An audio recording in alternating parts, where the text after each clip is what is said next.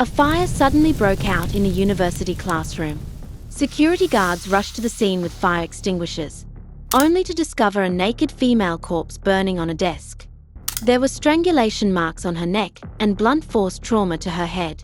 In the corner of the classroom, Leia used condom and a claw hammer. What grudge did the killer have against the victim?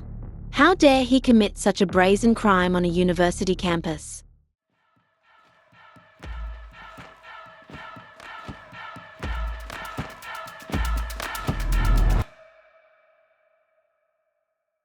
On the evening of April 6, 2006, security guards at Guangzhou University of Chinese Medicine were conducting routine patrols when they noticed wisps of grey smoke in the air. Upon closer inspection, the smoke was coming from a fourth-floor research office. Without hesitation, the guards immediately grabbed fire extinguishers and headed to the burning classroom. Since the office doors and windows were tightly shut, and no one responded to knocking, they had no choice but to forcibly pry open a hole in the stainless steel door for rescue access. When they entered the research office, the scene before them shocked everyone. A naked woman lay face down on the desk, with blood seeping from her mouth, already without breath. Her body still had flames burning on it. The guards quickly called the police. Officers arrived at the scene as fast as possible. Initial investigation revealed the victim's hands were bound with shoelaces. There were strangulation marks on the neck and blunt force trauma to the head. More suspiciously, there was a functional sink in the crime scene, confirmed to have working running water. The fire wasn't large and could have been easily extinguished. Clearly, the victim had been incapable of saving herself. Further search revealed, along with the missing clothes, the victim's phone and wallet were also gone. In the corner, Leia used condom and a claw hammer. All evidence pointed to a premeditated crime. Police speculated the suspect likely killed the victim first before setting the fire, intentionally creating a fire scene to destroy evidence, but hadn't anticipated the patrolling guards discovering it so quickly. However, another question emerged. According to security guards, access to the fourth-floor research office required passing through a main gate near the first-floor security post. There were no alternative entrances to the building. With 24-hour monitored security, it seemed impossible for anyone to enter undetected. So how did the criminal come and go unnoticed? Security logs showed no suspicious persons enter the building that day, except for clinical school doctoral student Zhao Shizhe conducting experiments there. DNA comparison later confirmed the victim was indeed Zhao. Such a bizarre criminal on campus caused tremendous uproar. Many believed it to be a locked room case, creating widespread panic. Zhao's roommates immediately moved out. Students avoided the research office. The university replaced most security personnel. The campus was engulfed in fear. Zhao Shizhe came from an ordinary but harmonious family. In 2004, she was admitted to Guangzhou University of Chinese Medicine's doctoral program with outstanding academic performance. Her advisor was Professor Chen Zhifan, a nationally renowned internal medicine expert. Before her death, Zhao had worked for 4 years in the rheumatology department of the university's affiliated hospital. Her advisor expressed profound grief. Professor Chen described Zhao as a vibrant student who excelled in both life and work. During her doctoral studies, she had published dozens of academic papers. Classmates remembered her as a cheerful, outgoing, beautiful, and generous girl. Hospital colleagues noted she balanced work with doctoral studies, showing exceptional drive. She also had a long-term boyfriend with marriage plans in the near future. Yet at this crucial juncture, Zhao met this mysterious end. Who could have done this? Police investigation revealed, besides her fiancé, 3 other men had been pursuing Zhao.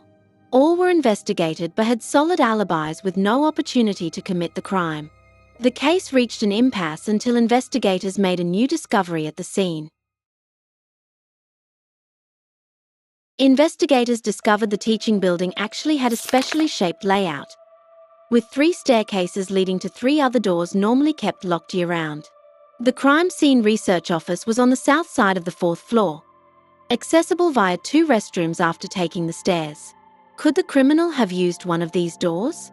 Further questioning revealed these doors were locked after the incident, but had been open on the day of the crime. Investigators examined the surrounding area, finding the building adjacent to the school football field stands. From the highest stand, they made a startling discovery. This vantage point provided direct access to a second-floor windowsill, from which one could climb to a third-floor restroom. The football field was open to the public, meaning the killer could have been an outsider. Through extensive interviews, police found a key eyewitness, a male teacher who recalled seeing a man fleeing the building in panic shortly before the fire. After thorough investigation, police identified a man in black attempting to withdraw money using Zhao's bank card the next day.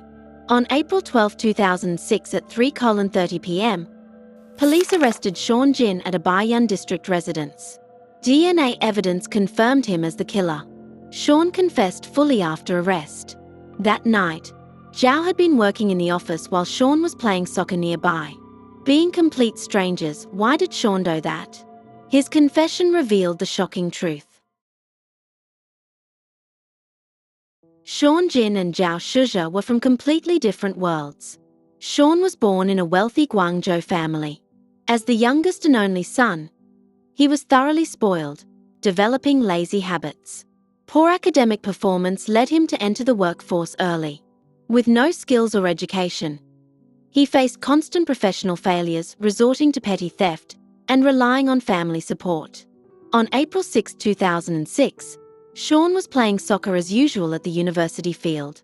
After the game, he discovered his phone missing.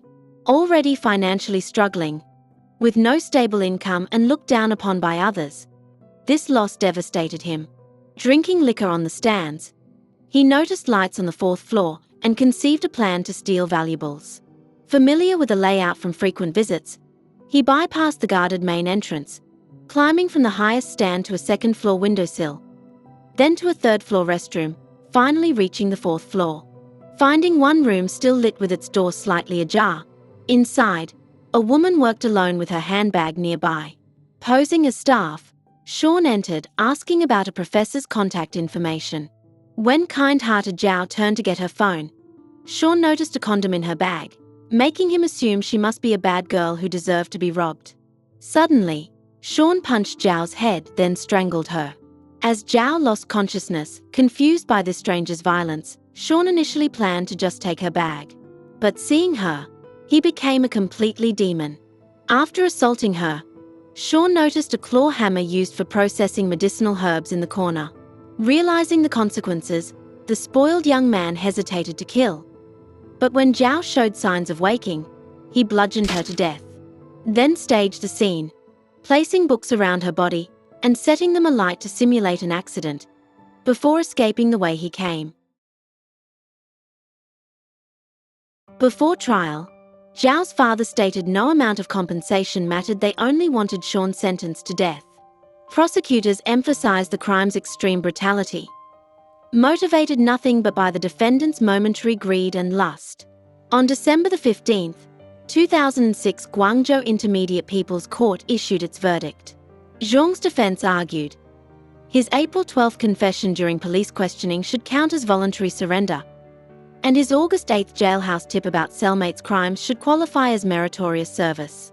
Prosecutors countered, true surrender requires voluntary confession, while Sean only confessed after arrest with jailhouse claims. The court sentenced Sean to death with lifetime political rights deprivation and ordered 320,000 renminbi compensation to Zhao's parents. After Zhong's appeal, on February 28, 2008, Guangdong High Court upheld the original verdict. Sean was executed on October 10, 2008, aged 27. Post-trial investigations showed the university significantly upgraded security, installing surveillance and replacing guards. But students still avoided the crime scene classroom, forced to relocate classes to room 215 with new stainless steel doors. While the case concluded, the family's pain remained. Zhao's father brought her photo to court, showing her bright, carefree smile. He revealed they'd wanted to bring her ashes, but were refused at security. Asked about Zhao's mother, her father silently wiped away tears. Her aunt explained, the case caused severe trauma. Her mother became mentally unstable, while her aged grandmother still believed Zhao was studying abroad, often wondering why she never called. Though justice was served, The loss of this promising 28-year-old scholar brought immeasurable grief to her country, workplace, family, and boyfriend. Campus safety remains crucial. This case serves as a warning for all universities, reigniting debate about public access to campuses. Some argue universities are public resources with obligation to remain open. Others cite increased security risks. Regardless, Zhong's evil reminds us, constant vigilance is necessary against those without conscience. That's all for now. If you enjoyed this case, don't forget to like and subscribe. Follow Case Diaries. There are plenty more cases coming your way. Got thoughts on today's story? Drop them in the comments below. I'd love to hear what you think. See you in the next one.